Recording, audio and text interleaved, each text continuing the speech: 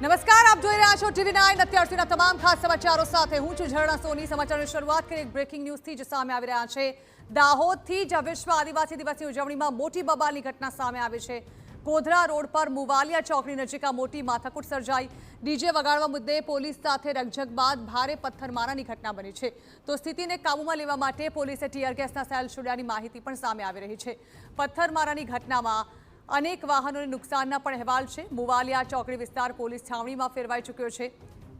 हाल पोलीसे आखी घटनाने लईने सुरक्षा बंदोबस्त चापतो गोठवी दीधो छे। तो दाहोदमां डीजे मुद्दे पोलीस पर हुमला केसमां मोटो खुलासो पण थयो छे। दाहोदना डीवायएसपी जगदीश भंडारीए आ अंगे मोटुं निवेदन आप्युं छे। आपना આગેવાનો ડીજે લઈને રેલીમાં આવ્યા હતા તેવું ડીવાયએસપીએ જણાવ્યું છે। ડીજે અને ખાનગી વાહનોથી રસ્તો રોકીને બબાલ કરવામાં આવી।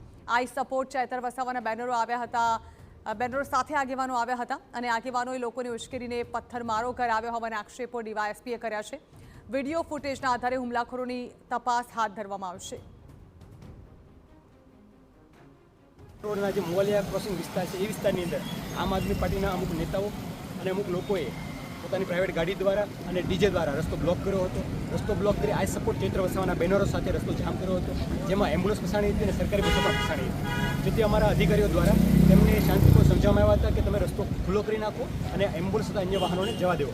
ત્યાં છતાં પણ લોકો નહીં સમજતા। અમને જાણ થઈ હતી, અમે અન્ય અમારી ટીમો છે એ સ્થળ પર પહોંચી હતી અને લોકોને વારંવાર સમજાવી કે સાંસ્કૃતિક રેલી છે, એ રેલી છે ઓલરેડી અડધો પસાર થઈ ગયો છે, આપની કોઈ મંજૂરી પણ છતાં પણ તમે જામ કરી રહ્યા છો, તો રસ્તો છે ખુલ્લો મૂકી દો અને એમ્બ્યુલન્સ તથા અન્ય વાહનોને જવા આવવા માટે નહીં તમે એલાવ કરો। છતાં પણ લોકો સમજ્યા ન હતા અને એ પૈકીના અમુક આગેવાનો હતા, એ આગેવાનો તે લોકોને ઉશ્કેરી અને હલ્લાબોલ કરવાનો પ્રયત્ન કરતો અને ધક્કામુક્કી કરી હતી, જેથી પોલીસે જરૂરી કાર્યવાહી કરી અને રસ્તો ખુલ્લો કરાવ્યો હતો અને એ રસ્તો સંપૂર્ણપણે ખુલ્લો થયેલો છે। આમાં આગળની જે બી કાયદેસર કાર્યવાહી છે એ નિયમોસર કરવામાં આવશે। એ તમામ બાબતો છે એ જે પોલીસ દ્વારા તમામ ઘટનાનું વિડીયો રેકોર્ડિંગ કરવામાં આવેલું છે। પોલીસ દ્વારા તમામ જે સમગ્ર ઘટના છે એની સીસીટીવી ફૂટેજ પોલીસ ઉપલબ્ધ છે અને બોડી ઓન કેમેરામાં તથા પોલીસના મોબાઈલમાં પણ તમામ ઘટના રેકોર્ડ કરવામાં આવી છે। એ તમામનો અભ્યાસ કરીને કાયદેસરની કાર્યવાહી છે। આ અંગે વધુ માહિતી સંવાદદાતા હરીન ચાલિયા પાસેથી મેળવીએ। હરીન, જે પ્રકારના દ્રશ્યો સામે આવ્યા હતા, પોલીસે ચાંપતો બંદોબસ્ત ગોઠવ્યો હતો, જણાવો કે હવે શું સ્થિતિ જોવાઈ રહી છે ત્યાં?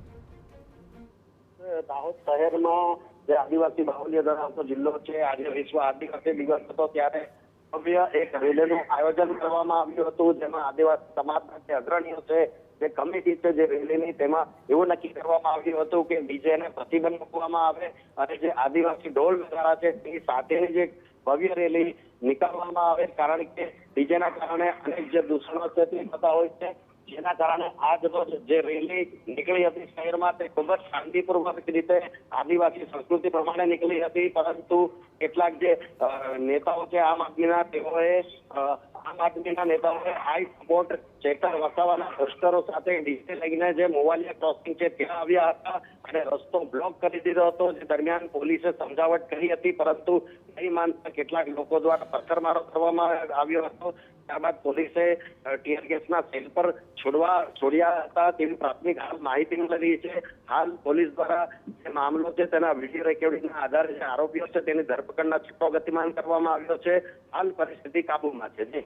જી બિલકુલ, આભાર હરીન। તો હાલ પરિસ્થિતિ કાબૂમાં હોવાની માહિતી સામે આવી રહી છે। ઘટના સામે આવ્યા બાદ પોલીસનો ચાંપતો બંદોબસ્ત અહીં ગોઠવી દેવામાં આવ્યો હતો અને પોલીસ દ્વારા આખો મામલો થાળે પાડી દેવામાં આવ્યો છે।